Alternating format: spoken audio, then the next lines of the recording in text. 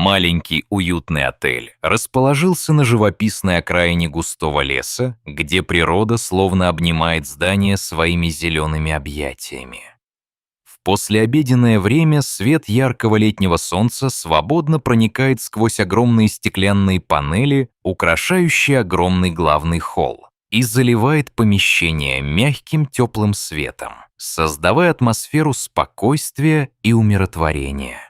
В этом просторном и тихом пространстве царила такая необычайная тишина, что, казалось, каждое мельчайшее движение становится слышимым. Лишь тихое гудение кондиционера и легкие царапающие звуки перьев, касающихся бумаги, нарушали абсолютное молчание. Молодая девушка, сотрудница ресепшена по имени Лена, сосредоточенно стояла у стойки и записывала важные сведения о бронированиях. Она была так погружена в работу, что даже не замечала того, что незаметно приближается к ней. Лена была одета в безупречно чистую и аккуратную форму нежно-голубого цвета, которая подчеркивала ее свежесть и аккуратность. Ее длинные темные волосы были собраны в низкий хвост, стильно и аккуратно уложены, придавая ей внешний вид собранной и профессиональной девушки. Она была небольшой, хрупкой женщины с изящной фигурой. Ее глаза были устремлены в большую и старинную книгу бронирований, где она внимательно следила за оставшимися свободными номерами и сделанными заказами. Над ее головой с потолка висела камера видеонаблюдения, внимательно записывая каждое ее движение, фиксируя в мельчайших деталях все события в главном холле. В это время за стеклянными дверями ярко сияло солнце, а высокие стройные деревья, раскинув ветви, мягко покачивались под нежным летним ветерком, словно приветствуя этот день. Стеклянная дверь, ведущая в холл, была приоткрыта всего на несколько сантиметров, чтобы впустить свежий прохладный летний ветерок, приносящий запахи зелени и лесной свежести внутрь помещения. Этот простой и незначительный поступок неожиданно создал удобный лаз для нежданного, незваного гостя, который тихо и беззвучно ступил с внешних каменных ступеней прямо в светлый холл. Внимание окружающих привлекла внушительная фигура мощного взрослого леопарда с роскошной, переливающейся золотисто-желтым оттенком шерстью, покрытой контрастными черными круглыми пятнами. Его тело было покрыто пятнами грязи и пыли, следами долгого и тяжелого скитания по диким лесам и безлюдным тропам. Острые и сильные когти животного тихо и плавно передвигались по гладкой и отполированной плитке пола, издавая легкий, почти тихий клацанье, напоминающее ровный и монотонный тик часов, медленно отсчитывающих время. Камеры безопасности, расположенные по всему холлу и направленные угодленно на вход, с момента появления леопарда активно фиксировали каждый его шаг, отслеживая необычное движение и моментально подавая тревожный сигнал красного цвета охране и персоналу отеля. Леопард медленно двигался, словно только что очнулся от глубокого и продолжительного сна или комы. Его мутные глаза несли в себе печаль и боль измеряемого временем безмолвия. Его живот выглядел необычайно худым и впалым. Задние лапы, как будто ненадежные и слабые, едва поддерживали его тело. Мокрый нос и учащенное дыхание свидетельствовали о том, что ему пришлось страдать от обезвоживания и голода в течение долгих суток. Он не издавал ни рычания, ни каких-либо других звуков, лишь спокойно, словно потерявшийся путник, медленно оглядывался вокруг, пытаясь понять новое и странное пространство. Постепенно расстояние между леопардом и Леной сокращалось с каждой секундой, пока между ними не осталось меньше 3 шагов. Длинная и четкая тень животного отбрасывалась на блестящий пол прямо позади ничего не подозревающей девушки, словно легендарный предвестник неизбежного события. Судьбоносный и напряженный момент приближался с оглушительной скоростью, и все происходящее фиксировалось видеокамерой по самым мельчайшим кадрам, словно замедляя ход времени.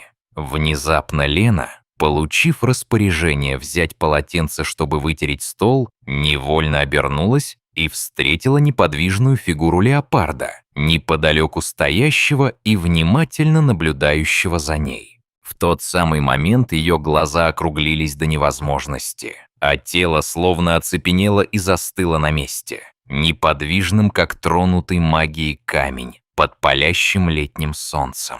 Она боялась издать хотя бы крик или сделать резкое движение, предпочитая отступать очень медленно и осторожно одним шагом, стараясь равномерно и спокойно контролировать дыхание и сердцебиение. Леопард, в свою очередь, оставался также недвижимым, лишь слегка наклоняя голову в ее сторону в выражении глубокой, но не агрессивной боли и печали. В воздухе воцарилась необычайная тишина и напряженность, будто само пространство вокруг словно притягивало каждое мгновение и задерживало дыхание, растягивая время до ощутимой вечности. Лена, ощущая всю тяжесть момента, инстинктивно положила руки на прилавок стойки регистратора, пытаясь сохранить равновесие. Ее сердце билось с такой силой и частотой, что казалось, что оно вот-вот вырвется из груди и прервет дыхание. Внезапно леопард тихо издал слабый стон, опустил голову, и все его могучее тело, похоже, вот-вот должно было рухнуть вниз. Левая передняя лапа была покрыта кровью и воспалена. Вокруг лодыжки уныло свисал зажатый в ржавом старом железном капкане, который причинял животному ужасные страдания. Несмотря на страх и ужас, Лена сохраняла спокойствие и сосредоточенно наблюдала за этой серьезной раной, не отвлекаясь. Капли густой темно-красной крови капали с лапы леопарда, протекали по полу от самой двери и размывали вокруг себя пятно, растягивающееся все шире и ярче. Несколько мгновений леопард шатался, словно стараясь удержаться на ногах, а потом резким движением рухнул на холодный пол, задыхаясь. В воздухе смешались характерные запахи крови, истощенной солнцем и засушенной шерсти, а также влажной лесной почвы, создавая ощущение суровой и живой природы. Лена, сохраняя дистанцию, вынула телефон из кармана юбки, сделала 2 быстрых шага назад и почти безошибочно набрала номер ближайшего центра спасения диких животных. Ее голос слегка дрожал, но оставался твердым и уверенным, чтобы точно описать текущую ситуацию и местоположение отеля. Несмотря на неподвижность, леопард все еще оставался живым. Его уши слегка подергивались, глаза были полуприкрыты, словно он был в состоянии полубессознательного ожидания. Лена осторожно положила рядом с ним чистое, сложенное полотенце и отступила на несколько метров, внимательно наблюдая за каждым движением животного. В этот момент в холл вошел взрослый мужчина, сотрудник спасательного центра, который сразу же громко заговорил, но Лена быстро подала ему жест тишины, чтобы не напугать леопарда и сохранить спокойствие. Она попросила всех посетителей покинуть зал, решительно осталась в помещении и настороженно ожидала прибытия специализированной команды спасателей. Через 10 минут небольшой грузовой автомобиль спасательного центра резко остановился у главного входа в отель. Из него вышли 3 подготовленных сотрудника в специальной униформе, каждый оснащенный медицинскими наборами, пистолетами с анестетиком и оборудованием для безопасной транспортировки животных. Один из них осторожно подошел к леопарду сзади, остальные 2 встали рыцарским строем перед ним, обеспечивая безопасность всем вокруг. Спасатели проверили дыхание, внимательно осмотрели рану и рассчитали необходимую и безопасную дозу успокоительного препарата. Легким практическим движением игла была введена в мышцу бедра леопарда. Животное вздрогнуло, ощутив укол, но не оказало сопротивления, возможно, от усталости и изнеможения. Менее чем через минуту тело расслабилось, дыхание стало ровным и спокойным, и леопард погрузился в беспробудный мирный сон. С помощью специальных инструментов ржавый капкан осторожно сняли с лапы, но при этом снова начала сочиться кровь. Глубокая и болезненная рана оголяла сухожилия. Вокруг нее были явные признаки заражения, а кожа сильно отекла. Спасатели наложили временную повязку, чтобы остановить кровотечение, а затем аккуратно уложили животное на каталку на колесах. Лена подошла ближе, крепко взяла спасателя за руку и с глубоким волнением прошептала: «Он выживет?» Капитан команды улыбнулся ей с надеждой. «Если бы мы обнаружили его всего на несколько часов позже, скорее всего, спасти было бы невозможно». Леопард был бережно погружен в транспорт, внутри которого мягкие подушки и специальные ремни прочно фиксировали его тело, обеспечивая безопасность и покой во время пути. Камера видеонаблюдения все еще записывала каждое мгновение этой трогательной спасательной операции, документируя ее в полной тишине. Машина медленно отъехала от двери отеля, унося с собой жизнь, висящую на тонкой черте между смертью и спасением. Лена не могла отвести взгляд от исчезающего за углом автомобиля, ее руки судорожно сжались в кулаки, а глаза наполнились слезами тревоги и надежды. Леопарду дали имя Руто. В местном языке оно означало «носитель надежды из леса», что символизировало новый этап борьбы и возрождения. В центре помощи ветеринары быстро приступили к небольшой операции. Тщательно промыли и зашили рану, в то же время поддерживая леопарда глубоким наркозом, внутривенным введением жидкости и антибиотиков, необходимые для борьбы с развитой инфекцией.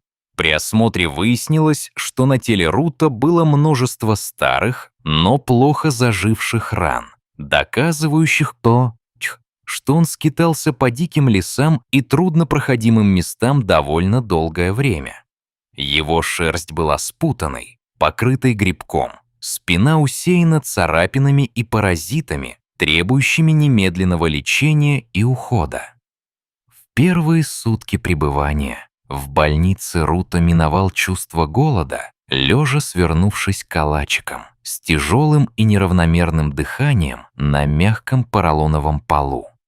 Ночной врач, дежуривший у него, сидел рядом, читая книгу и играя тихую, успокаивающую музыку, чтобы облегчить страдания животного и помочь ему почувствовать себя в безопасности. К третьему дню леопард начал проявлять признаки восстановления. Он стал лизать мясной бульон и слегка двигать головой, что является важным показателем улучшения состояния. Сотрудники центра с радостью сообщили Лене добрые новости. Она тут же приехала в клинику и провела у клетки целый час. Когда Руто увидел Лены, он широко открыл глаза и внимательно посмотрел на нее с таким выражением, словно впервые увидел человека, не боящегося его и дарящего доверие. С этого момента прогресс в выздоровлении ускорился. Леопард стал есть сырое мясо, постоянно растягиваться и постепенно передвигаться по своему уютному вольеру. Его рана постепенно подсыхала, швы исчезали, а на месте повреждений начинала отрастать новая, гладкая и золотистая шерсть, возвращая животному прежнюю красоту. Впоследствии Руто перевели в специально оборудованную полувольную зону восстановления, где были натуральные деревья, камни, речки и звуки леса, что позволяло животному постепенно вернуться к естественным условиям. В этой безопасной обстановке он начал тренироваться в охоте на искусственную добычу, восстанавливая природные охотничьи инстинкты и рефлексы, готовясь к предстоящему возвращению в дикую природу. Врачи по состоянию здоровья оценили животное как готовое к выпуску в естественную среду и начали оформлять необходимые документы. Лена также присутствовала в торжественный день освобождения Руто, прихватив с собой белый шарф, который она положила рядом с ним в первый день спасения. В ясное солнечное утро специальный транспорт доставил Руто в отдаленный лесной заповедник, более чем в 50 километрах от центра реабилитации. Клетка была открыта прямо посреди высокой травы, где не было следов человечества. Лишь пение птиц и шум ветра создавали атмосферу дикой природы. Рута неспешно вышел наружу, поднял голову, понюхал свежий лесной воздух, напряг уши и уставился на окружающий мир с блеском в глазах. Он не бросился бежать, а стоял некоторое время, словно пытаясь пропустить через себя каждый вдох, каждое движение знакомого леса. Лена стояла в стороне, медленно махала рукой и улыбалась. Ее глаза были полны слез умиления и радости за животное. Рута повернул голову и посмотрел ей вслед в последний раз, выражая спокойствие и благодарность в своем взгляде. Глубокий могучий рев вырвался из его груди, после чего все тело метнулось в лес, словно молния, растворяясь среди деревьев. Все присутствующие тихо аплодировали, улыбаясь, но в душе каждого звучала тихая нотка грусти и расставания. Белый шарф Лены плавно колыхался на ветру, повиснув на ветке дерева, словно символ и памятный знак этого трогательного события. Рута был освобожден там, где он по праву принадлежал, в естественной природе, куда он почти никогда не возвращался. История леопарда Руто и сотрудницы отеля Лены получила огромную популярность в социальных сетях, став символом настоящего чуда и свидетельством силы жизни. Лена была награждена за свое мужество и хладнокровие, став символом доброжелательности и человечности в сфере обслуживания. А леопард Руто, переживший невероятное, превратился в легенду, запечатленную на видеокамерах отеля и переданную в новостных репортажах как живое доказательство силы природы и ответственности человека.